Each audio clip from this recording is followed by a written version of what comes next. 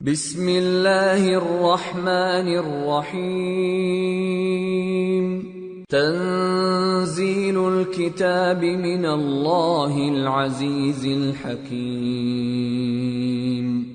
انا انزلنا الیک الکتاب بالحق فاعبد اللہ مخلصا له الدین ألا لله الدين الخالص والذين اتخذوا من دونه أولياء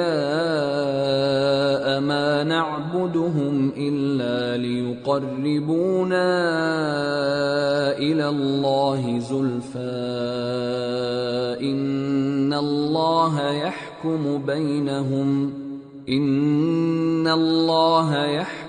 بينهم فيما هم فيه يختلفون إن الله لا يهدي من هو كاذب كفار۔ شروع اللہ کا نام لے کر جو بڑا مہربان نہایت رحم والا ہے۔ اس کتاب کا اتارا جانا اللہ کی طرف سے ہے جو غالب ہے، حکمت والا ہے۔ اے پیغمبر، ہم نے یہ کتاب تمہاری طرف سچائی کے ساتھ نازل کی ہے، تو اللہ کی عبادت کرو، یعنی اس کی عبادت کو شرک سے خالص کر کے۔ دیکھو، خالص عبادت اللہ ہی کے لیے زیبا ہے، اور جن لوگوں نے اس کے سوا اور دوست بنائے ہیں وہ کہتے ہیں کہ ہم ان کو اس لیے پوجتے ہیں کہ وہ ہم کو اللہ کا مقرب بنا دیں۔ تو جن باتوں میں یہ اختلاف کرتے ہیں اللہ ان میں ان کا فیصلہ کر دے گا۔ بے شک اللہ اس شخص کو جو جھوٹا ناشکرا ہے ہدایت نہیں دیتا۔ لو اراد اللہ ان يتخذ ولدا لاصطفى مما يخلق ما يشاء سبحانه هو اللہ الواحد القہار۔ خلق السماوات والأرض بالحق يكور الليل على النهار ويكور النهار على الليل وسخر الشمس والقمر كل يجري لأجل مسمى ألا هو العزيز الغفار۔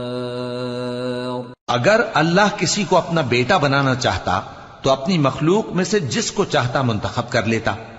وہ پاک ہے، وہی ہے اللہ جو اکیلا ہے، بڑا زبردست ہے۔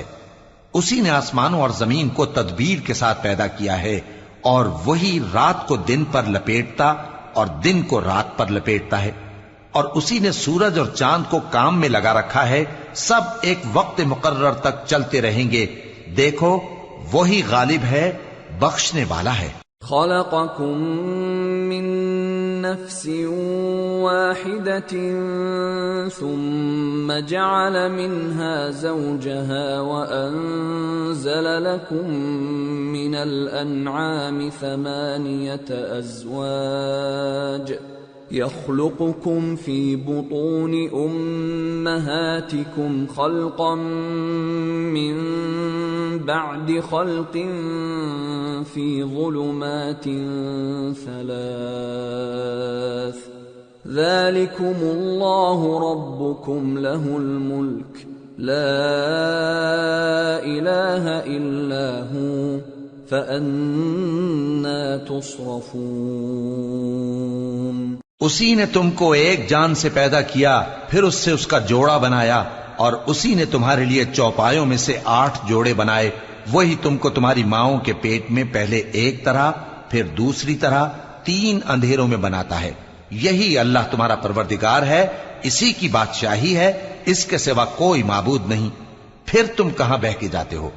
ان تکفروا فإن اللہ غنی عنکم ولا يرضى لعباده الكفر وإن تشكروا يرضه لكم ولا تزر وازرة وزر أخرى ثم إلى ربكم مرجعكم فينبئكم بما كنتم تعملون